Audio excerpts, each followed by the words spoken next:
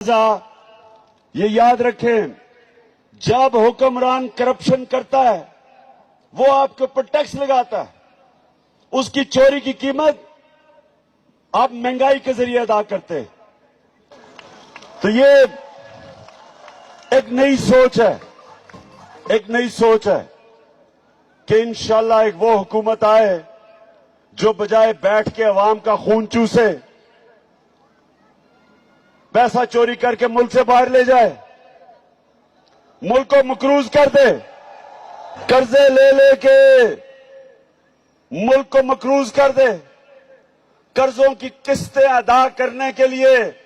अवाम पे टैक्स लगा दे, कभी बिजली महंगी, कभी गैस महंगा,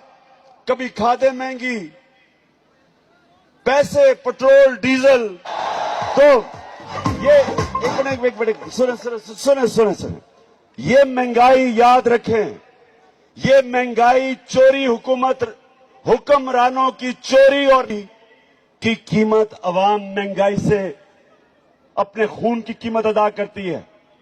महंगाई से, गुर्बत से, बेरोजगारी से।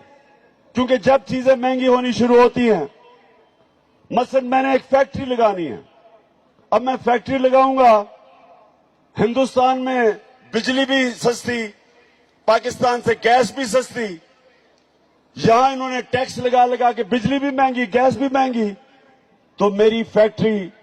में जो भी मैं चीजें निकालूंगा वो कैसे मुकाबला करेंगे हिंदुस्तान का। लिहाजा ये याद रखें, जब हुक्मरान करप्शन करता है वो आपके ऊपर टैक्स लगाता है, उसकी चोरी की कीमत